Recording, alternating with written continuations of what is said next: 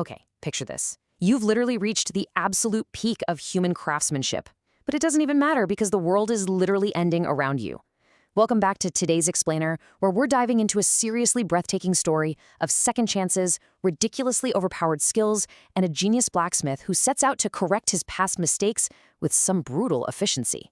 Let's get right into how Lee Si-hoon plans to single-handedly rewrite the apocalypse. So technically speaking, humanity actually won. They defeated the Demon Kings using gear forged by our main guy Si-hoon. But man, the cost was just absolute. The world is being swallowed whole by this terrifying thing called the Perishing Sea. And as the very last human alive, Si-hoon does the unthinkable. He extracts this unique ore from his own body, forges one final dagger, and stabs himself. He just flat out refuses to accept a doomed ending. But instead of fading to black, boom, he's catapulted exactly 31 years into the past.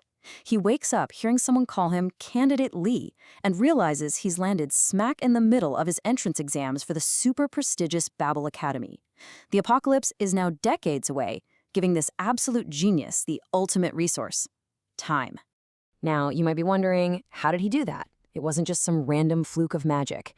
By forging a weapon from his literal own bond ore, he triggered this ultimate hidden system skill called Return to Origin. So now, he's basically a max-level player dropping right back into the tutorial zone, carrying all his master-tier knowledge. To change the tragic future, he knows he has to absolutely dominate the academy from day one. There's a catch, though. His younger teenage body is severely lacking in mana. So to pass his first exam, he has to rely on a massive future-tier shortcut. Watch this. He manually infuses mana into these volatile ignition stones and tosses them straight into the forge. Instead of causing a deadly explosion like you'd expect, he summons a 5-colored fire demon. He uses the resonance to amplify the heat and crafts a flawless blade in record time, leaving his instructors completely speechless. To put this absolute mastery into perspective, let's look at his wildly arrogant rival, Hans. Hans plays it safe with water ores and fancy alchemy, but ends up causing this massive lab-wrecking explosion. Total disaster, right? Meanwhile, Si-hoon deliberately chooses highly volatile crimson firestones, carefully unfolding their core with pure mana to perfectly forge a rare-grade sheath. The skill gap between them is just astronomical. So the skill gap is already massive, which brings us to the insanely high-stakes valedictorian demonstration. And let me tell you, the bar here is set terrifyingly high. You've got combat prodigy Jake Myers smashing a C-rank robot to pieces with just raw strength. Then support prodigy Inu Erika completely one-shots an armored robot. And then there's Si-hoon, representing the universally mocked blacksmithing department, who everyone completely expects to be humiliated. Now, everybody expects Si-hoon to just take a weak, pity opponent and fail quietly. But nope, he drops an absolute bombshell on the judges. He literally demands, bring out Model 8 and equip it with full armor. The entire Academy staff is absolutely petrified because Model 8 is designed to tank hits from B-rank heroes. It's pure insanity for a freshman to fight it, but his extreme competence leaves them with no choice. What happens next is straight up legendary. Si-hoon stores volatile fire inside that perfectly crafted sheath from earlier and then just detonates all the compressed mana at once. Boom! The fully armored robot is completely obliterated, leaving a massive destruction mark right across the arena. The display is so terrifyingly powerful that the eccentric Dean Rue immediately steps in and offers to buy Si-hoon's gear for 10 times the market price.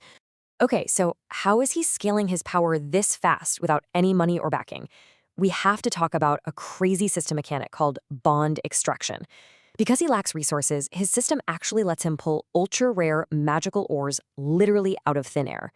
But the catch is, he can only do it if he forms strong connections with powerful people. Essentially, he's figured out how to farm the Academy's elite. And his initial haul? It is absolutely incredible. From Dean Rue, he extracts this crazy stuff called gluttony iron. From Professor Kim, he pulls flame-bearing iron. And from the genius student Leia, he secures a ridiculously powerful blast amplifier. By intentionally crossing paths with these heavy hitters, Si-hoon totally bypasses his poverty and starts hoarding impossible materials.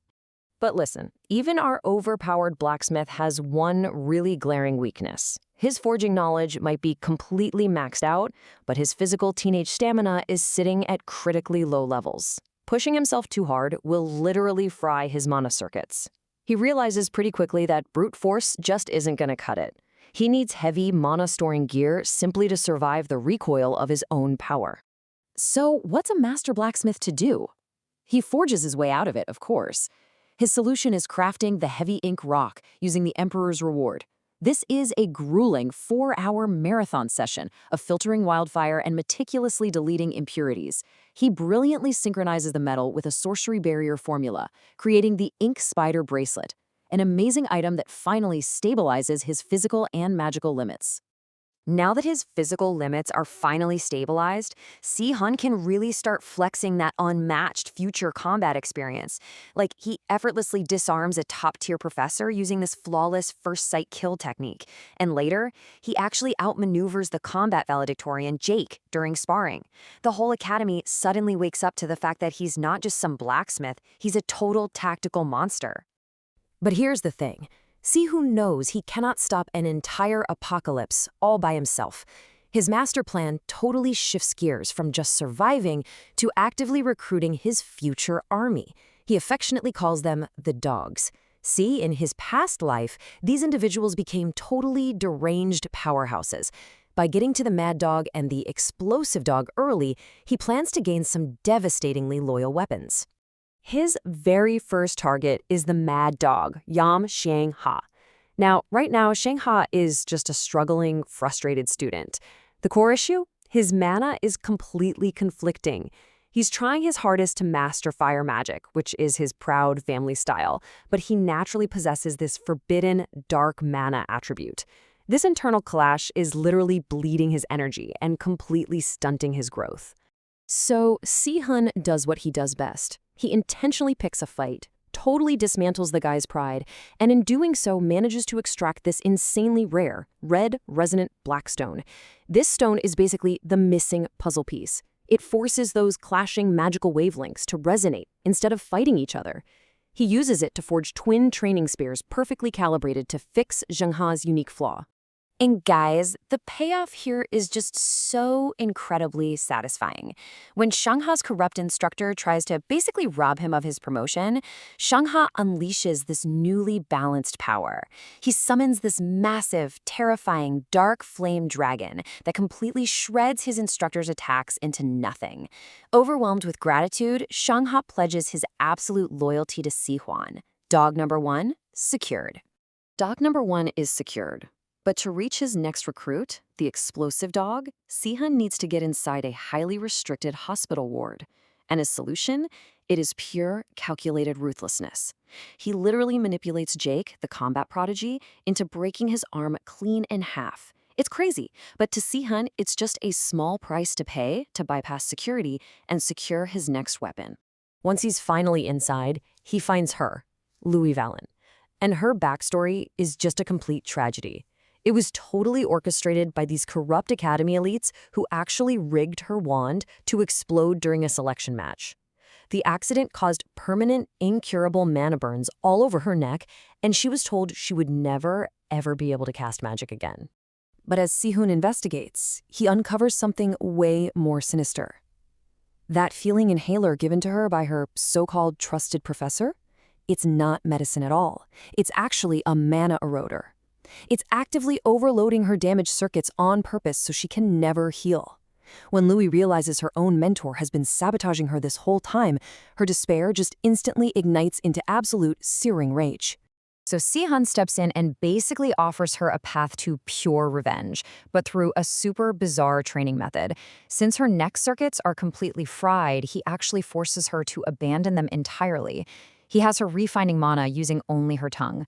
Tying cherry stems and shouting complex incantations while biting down on a stick, he is fundamentally rewiring her body to cast magic entirely through sheer mental willpower.